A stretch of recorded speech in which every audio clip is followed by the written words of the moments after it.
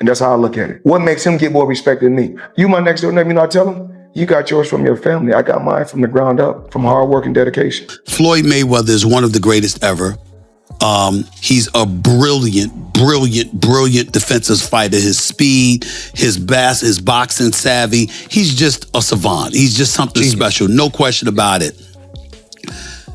But I got to look at the Sugar Ray Leonards of the world. Do it. Floyd's way is safe.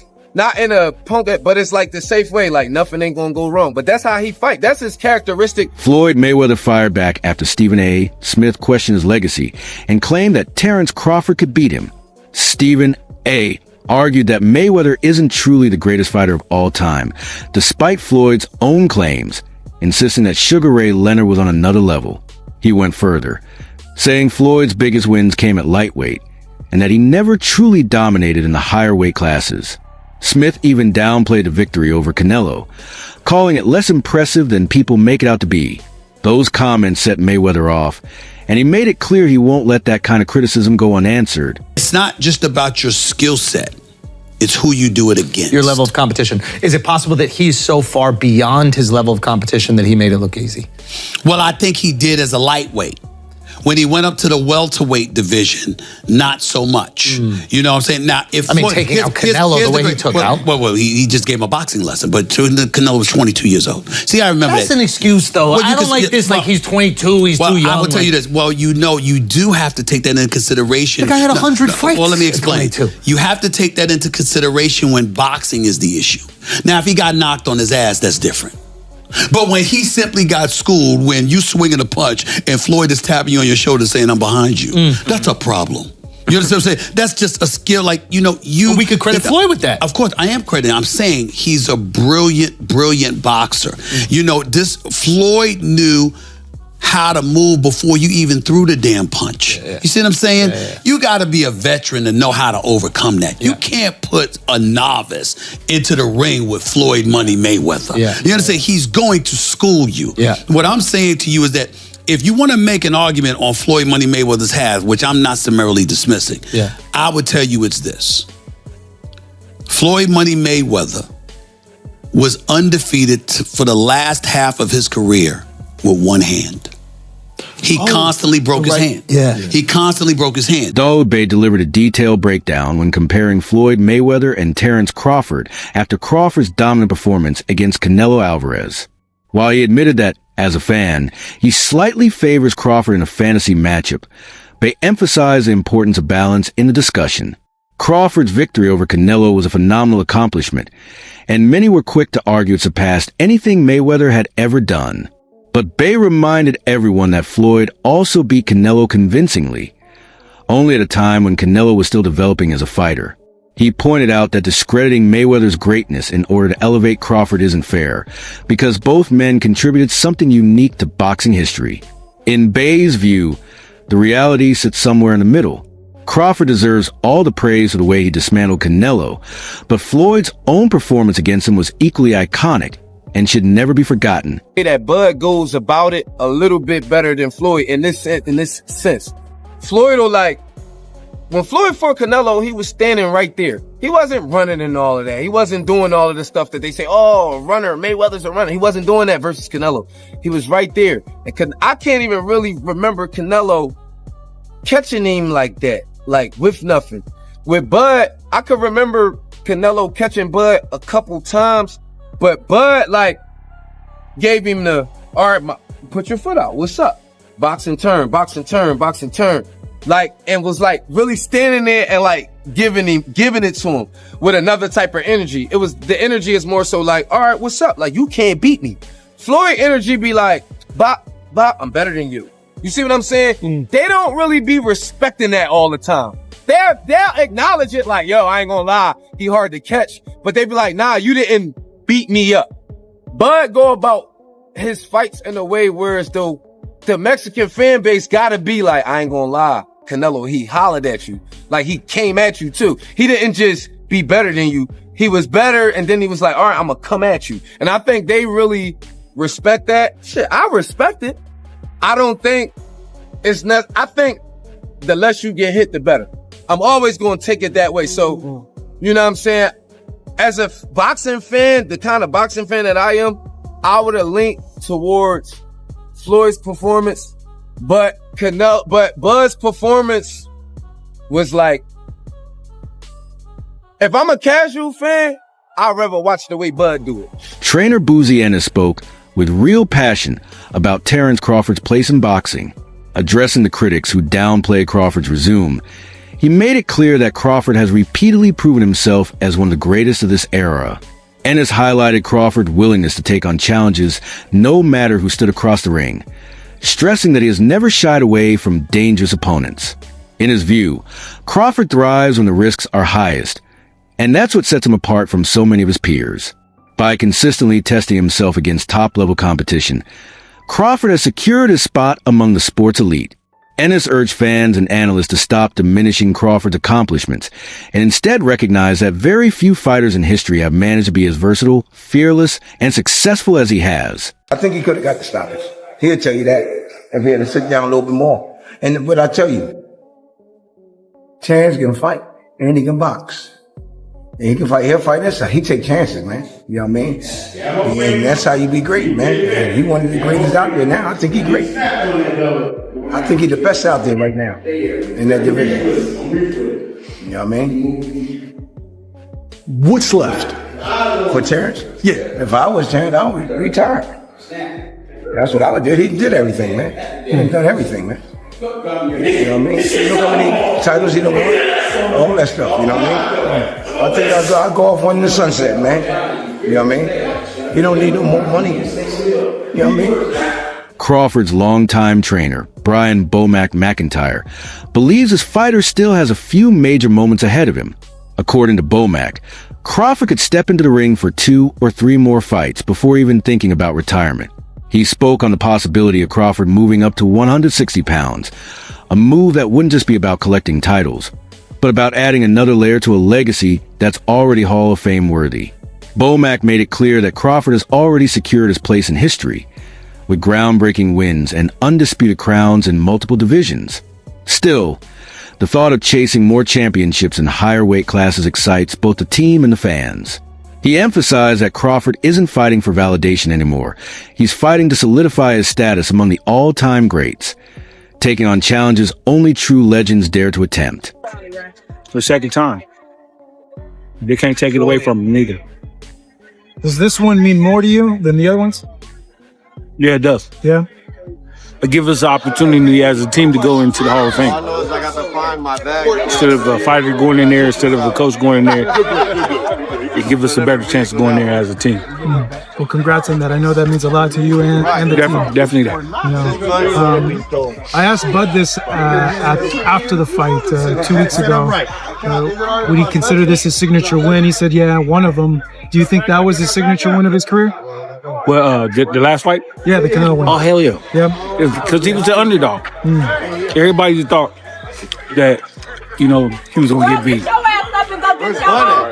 What's up? He was going to get beat. He surprised me. So what's next for Bud? What do you want to see him do? I just want to see him, you know, spend time with his family because, you know, training for a fight, you be gone a long time. You're going away from the family. And it could take a toll on you after a while. So, as his trainer, do you feel like you should just sell off into the sunset after this monumental well, win? you know what? He made it look so easy. Shit, you know what I'm saying? Shit, got 2-3 more in him and shit. You know what I'm saying? Training camp will try harder. You know what I'm saying? Timothy Bradley shared some heartfelt thoughts on Terence Crawford's impact in boxing. He explained that many young fighters deal with self-doubt, especially when critics question their abilities or downplay their progress. Crawford, however, became the perfect example of what persistence and determination can accomplish. Early in his career, plenty of people doubted him, but fight after fight, Crawford silenced those voices with dominant performances. Bradley highlighted how Crawford has become a true source of inspiration for the next generation, proving that what once seemed impossible, like becoming undisputed in multiple divisions, can, in fact, be achieved. For Bradley, Crawford's legacy isn't just about his wins. It's about belief, resilience, and courage. To Today, young fighters don't just see Crawford as a world champion. They see him as a role model who shows that hard work and perseverance can conquer any criticism. And the man that you have become, you're a true inspiration to the youth, man. Anybody that's troubled, any troubled kid out there, man, they can look at you and say, hey, man, I got a fighting chance to get myself out the situation. All I got to do is make that choice. That's what you did, Crawford. You made that choice, man. You made that choice to change, bruh. You know, you saw going down, man, years ago, man, in 2008, man, when that bullet came through that window, you knew you had to do something or you'll end up 6 feet under, bruh. You know, so that courage that you had, man, and that will that you had and that mindset of change, man, and the gym, you know, grooming you and turning you into a man, because that's what boxing does. See, people don't understand, man, that boxing is more than just throwing punches. You know, boxing teaches you discipline. You know, it teaches you love for people, love for others, man. You know, working together. You know, you're there constantly every single day, man. You know, spending time there perfecting a craft, man. Perfecting yourself, understanding yourself, learning more about yourself each and every single day. You push it inside the gym. You know, boxing is more than just throwing punches, man. You know. Floyd Mayweather's story goes far beyond the boxing ring. As Oladipo explained, he crafted two distinct identities that captured the world's attention: Pretty Boy Floyd and Money Mayweather. In the early years, Pretty Boy Floyd was a fearless warrior, taking risks and delivering explosive knockouts that thrilled fans. Later, he transformed into Money Mayweather, the master strategist and businessman who perfected defensive boxing while turning every fight into a global spectacle. His unmatched pay-per-view dominance and ability to market himself made him more than just a fighter. He became a worldwide attraction. Oladipo praised Floyd's brilliance not only inside the ropes, but also in building a blueprint for the business side of the sport, one that today's boxers still follow. By combining technical skill with showmanship, Mayweather rose to the status of a cultural icon and the driving force behind boxing's modern economic era. I'm sorry. He's a genius. He is a fucking... You know, when I get bored with today's crop of boxers, and Terence, to be fair, has kind of helped me out of my boredom, but sometimes I just go on YouTube and I watch the 24/7s and then I watch the fight. I'm not joking. I watch the whole fucking episodes and then I watch the fight. And my guy is a genius. A genius. There will always be an argument, oh, you should have fought that person then. And I get it. I get it. Right? It's kind of the argument you can't throw at Muhammad Ali, right? You could throw that argument at Floyd. But dude, unbeaten is unbeaten. Unbeaten is unbeaten. Multi-weight world champion is multi-weight world champion. Do you know what I mean? I've never seen a boxer so like, I'm going to work you out, and then when I work you out, you're done.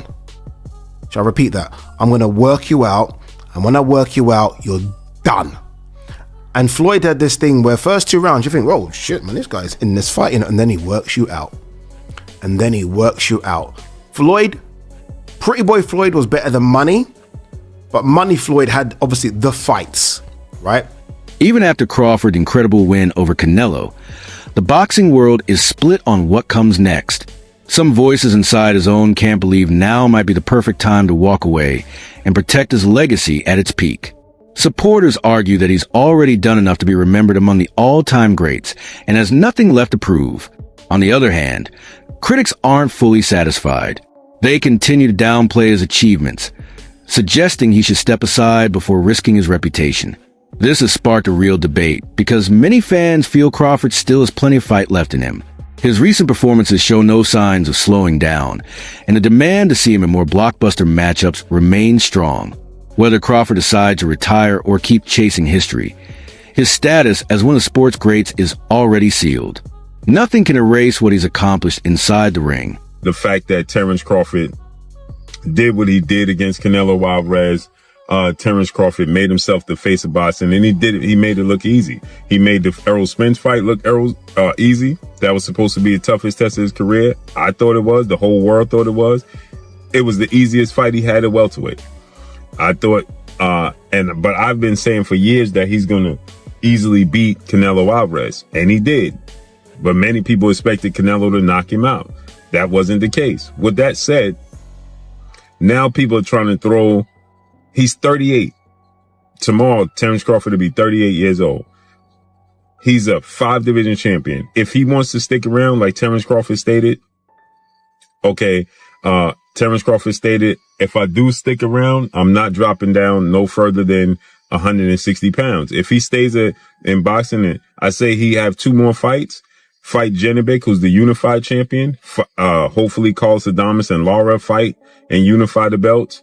2 fights at 160, pad the stats, become a 6-division champion and a 4-division undisputed champion. Cool. Other than that, Terence Crawford needs to retire. Trainer Robert Garcia also shared his thoughts on the Mayweather versus Crawford debate. He pointed out that although Mayweather's career and undefeated record are legendary, he never managed to secure the status of an undisputed champion, something Crawford and Pacquiao both accomplished. Garcia admitted that this achievement makes Crawford's resume historically impressive. Still, when comparing them head-to-head, Garcia leaned toward Mayweather. In his view, Floyd's defensive skills, sharp timing, and unmatched ring IQ would be extremely difficult for even a fighter as talented as Crawford to overcome. What separates Mayweather, Garcia argued, is his ability to completely shut down opponents and take away their strengths, which made him one of the most frustrating puzzles in boxing history. While Garcia gave full respect to Crawford's accomplishments, his stance is clear. Mayweather's fundamentals, intelligence, and tactical brilliance keep him a step above almost anyone, including today's champions. Man, he doesn't need it anymore. With his accomplishments, the only man to ever do 3 weight divisions undisputed, is he now a part of the greatest of all time conversation? And not of this era, but of all time. Definitely is the greatest, one of the greatest of all times. You know, there's still greats out there. There's still, you know, his era or last era, you know, with the Mayweathers, with the Pacquiaos. I think he's, you know, already accomplished more. Pacquiao was 8 divisions, so we could argue there because Pacquiao was 8 division is almost impossible, and he did it. Mayweather never became undisputed. He's a 5-division champion, but never became undisputed. Never really followed that unification stuff like that. So I think, when it comes to accomplishments, I think he's already done more. Greg Hackett added his perspective by directly comparing Mayweather's showing against Canelo to Crawford's. He explained that when Floyd faced Canelo, he was already at the peak of his craft, polished, disciplined, and in total control. In contrast, Crawford's approach is more aggressive and relies heavily on adaptability. Though Hackett felt it doesn't quite match the flawless precision Mayweather maintained over 12 rounds. He highlighted Floyd's defensive mastery and ability to dictate every second of a fight, saying that level of dominance is still unmatched. Crawford's explosiveness, Hackett admitted, is extraordinary, but Floyd's calculated brilliance against Canelo was closer to perfection. On the other hand, Stephen A.